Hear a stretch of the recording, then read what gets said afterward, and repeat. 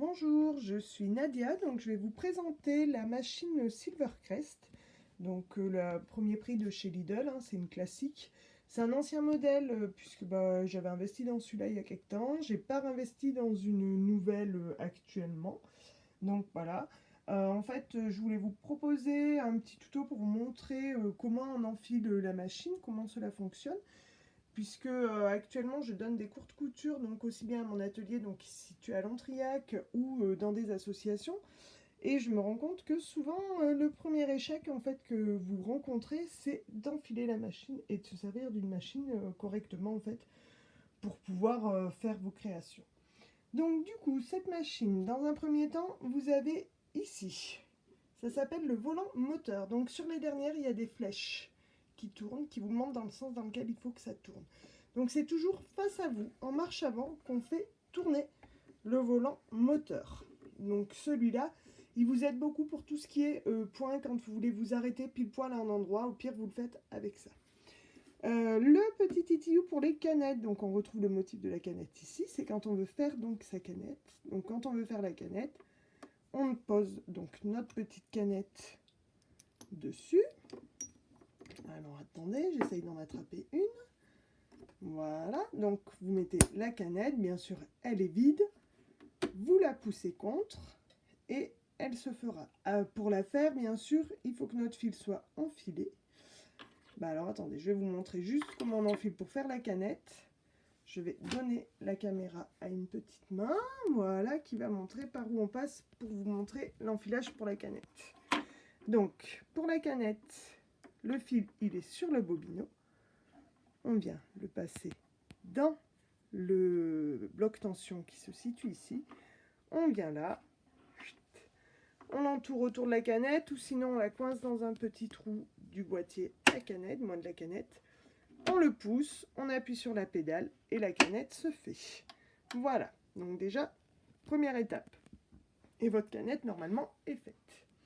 Donc, une fois que votre canette est faite, on va enfiler la machine. Je vais juste vous montrer un autre point, du moins des réglages, de réglages qui sont situés sur la machine pour vous expliquer un peu tout. Donc, déjà, première réglette de réglage qu'on voit, celle d'ici. Celle d'ici, elle représente donc un ovale avec un point dedans. Cet ovale représente en fait le trou qu'on retrouve sur le pied presseur ici.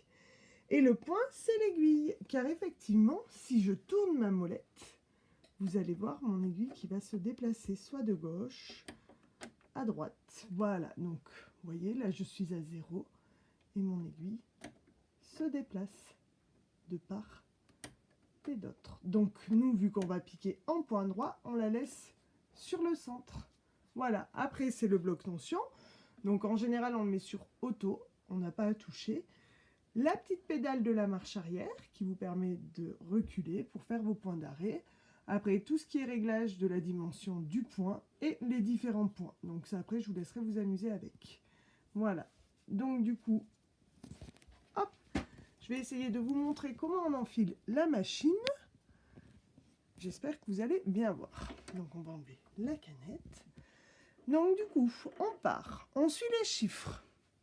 On a le chiffre 1 qui est donc là. Alors, on le met dans le petit bloc tension d'ici. Le chiffre 1. Et on descend. La flèche nous dit de descendre. Nous avons le chiffre 2 qui continue de nous dire de descendre. Donc on continue.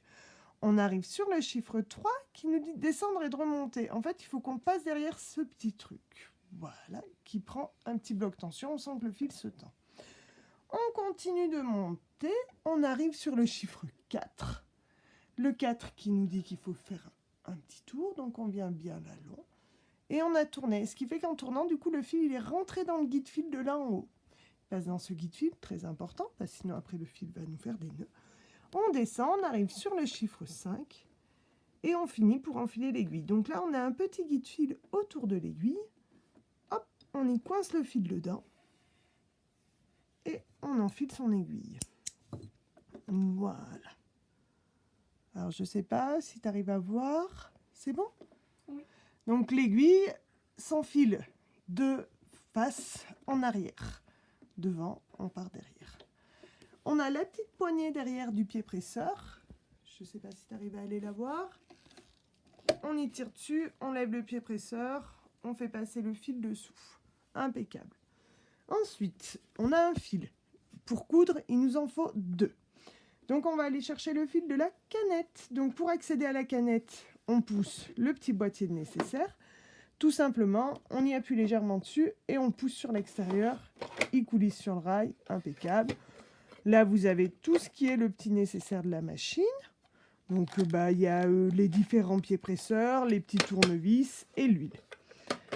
Donc, on arrive là, on finit d'ouvrir le ventre, vous accédez ici.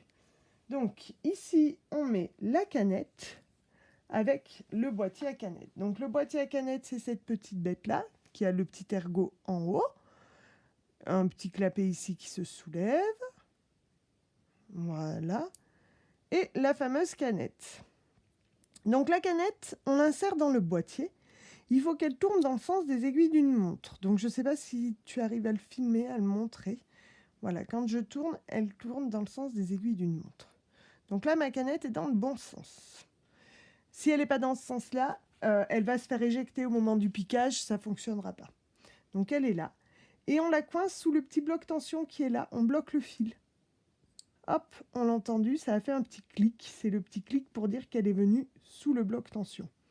Voilà, et mon fil ressort un peu plus tendu, bien sûr. Donc du coup, après, on va l'enfiler. Donc on vient la mettre ici. Alors, je ne sais pas si tu arrives à voir, parce qu'avec mes gros doigts, c'est pas forcément évident. Donc voilà, je l'insère dans son boîtier. Et là, vous voyez, elle bouge. Donc, elle est mal installée. Au lieu d'y forcer, on lève le petit ergot qui est là. Voilà. Et on finit de pousser. Et là, on a entendu le petit clic. C'est qu'elle est venue jusqu'au fond. On tient légèrement son fil derrière.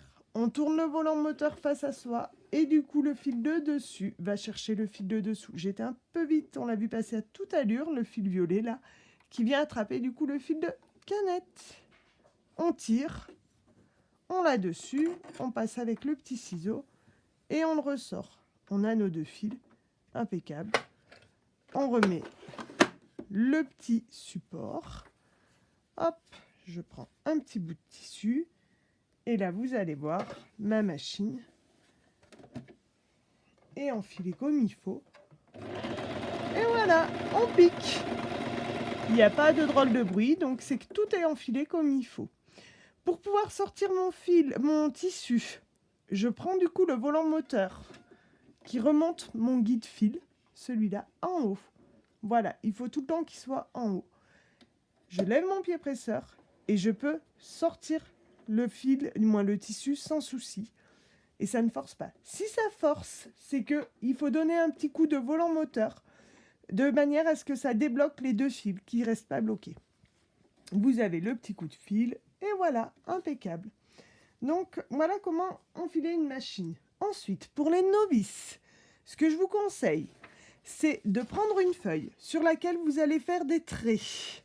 Et vous allez vous amuser à suivre ces traits. Donc, en premier, des lignes droites sur lesquelles vous allez vous entraîner à les suivre. Après, des lignes où il faudra s'arrêter et sauter. Ça, vous pouvez le faire du coup sans fil. Pas de consommation de fil, des petites feuilles, même des catalogues publicitaires, hein, n'importe quoi. Et ça vous permet de prendre la machine en main. Donc, l'avantage de piquer sur du papier, c'est que ça vous permet de voir les défauts. Si jamais vous tirez trop le papier, eh ben, ça va déchirer la feuille. Voilà. Donc, du coup, vous pouvez le faire. Alors, ne bougez pas, je vais essayer de vous montrer. Je vais vite désenfiler la machine. Voilà.